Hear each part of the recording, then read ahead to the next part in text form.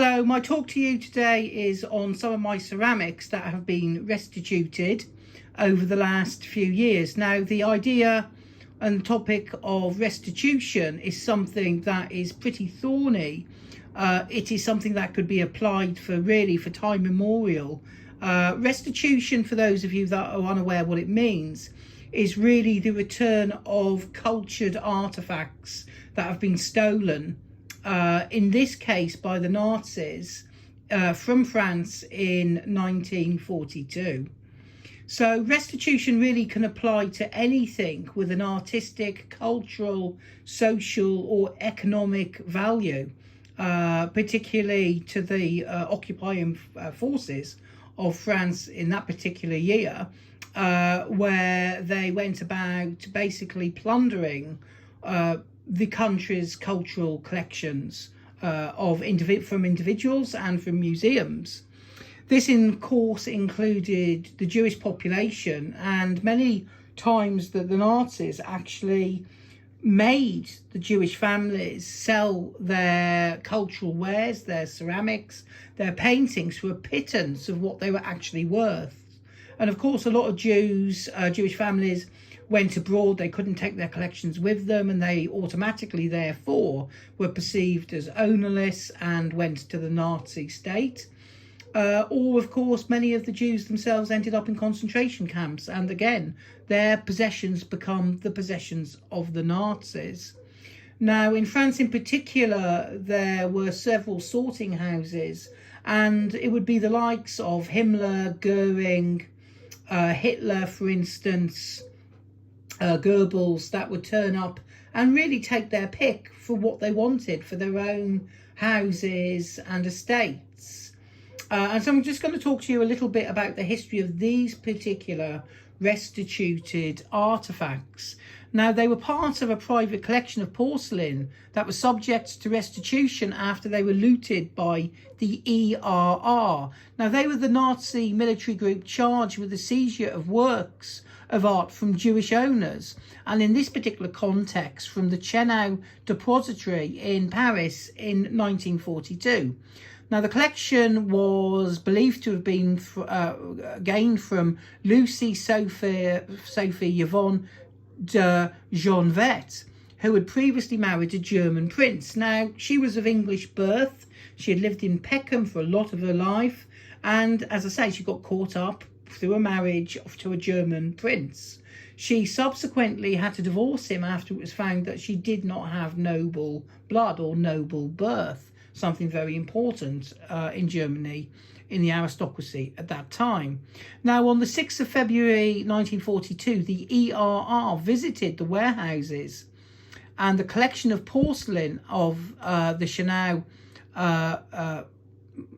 facility, and it was moved to the Jeu de Paume Museum for documentation before being sent on to Sesnik Castle in Austria. Now, after the war, it was removed from Austria, and by 1950, it was laid in the storerooms of the Sèvres Museum in Paris before finally being traced to the heirs of Lucy's estate and released on the 13th of February 2020. And it was from there that I actually bought it and added it to my collection. So I want to talk a little bit in detail now about some of these artifacts and then show you via my computer some of the documentation that went with them. And I say that because the Germans were very good at documenting looted art. And so it remains a priority today, of course, to trace these looted artworks via their porcelain or paintings and return them to their original families. And I'm going to start off with this particular one here, if I bring it round, which is a lovely teapot by the manufacturer of Hocht. This one's from about 1780. Here you can see, for instance, a pair of pilgrims, and they are buying refreshments on their way to pilgrimage. We have a later cover. I'm just going to take that off. I'm going to turn it round, and you'll be able to see this lovely scene after Watteau. And then I'm going to turn it over, and then on the bottom you'll see straight away the blue wheel of Host manufacturer, and these inventory marks, CLXX1. Now these marks were put on here when the plundered goods returned to France and ended up obviously in the Sèvres museum basement, and they were giving these numbers, these catalogue numbers, to match up to various other documents that they had received. Now, if I go over to the computer, you can see some documentation here regarding the teapot. What we have is the ERR, that's as I said earlier, department really run by the Nazis for looting arty treasures. And if you can read German, you'd be able to see it described there in one of the 3 items.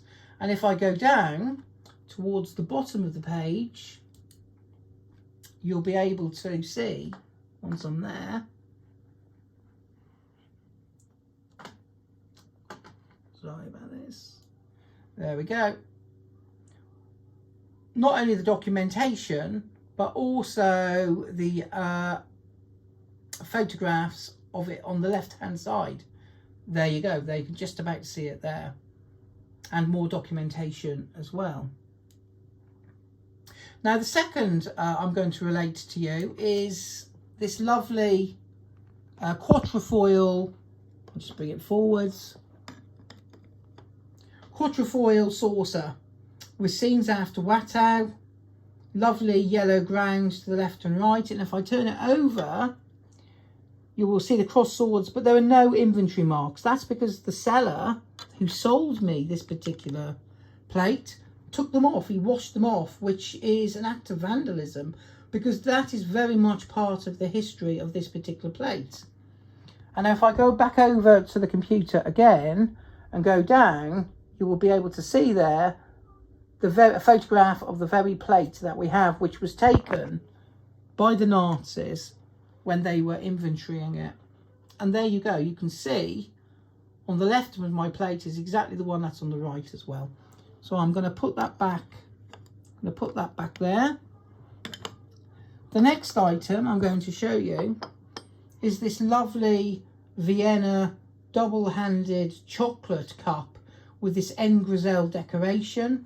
On the front you can see a little bit of a crack, a little bit of damage, and that was there when the Nazis actually plundered this particular cup.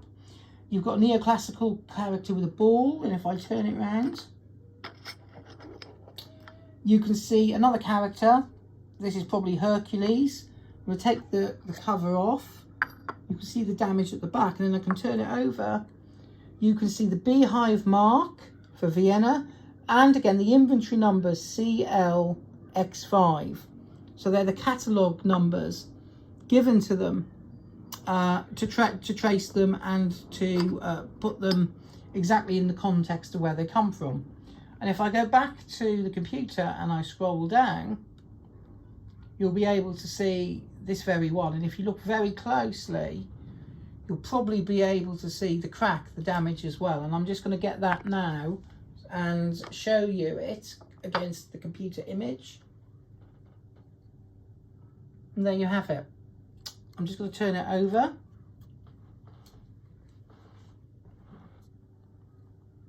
And you've got the same figure left and right, and you can just about see the damage there as well. It's actually in the photograph, which is a poor resolution, but it is there.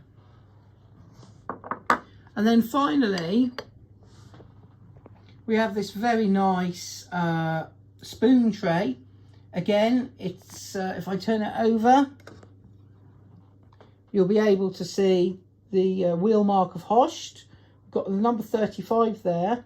And then we've got the inventory marks as well from when it was catalogued, CLXV111. I'll put that back there. And so what we have is this lovely little collection of restituted goods now in my collection. Thank you.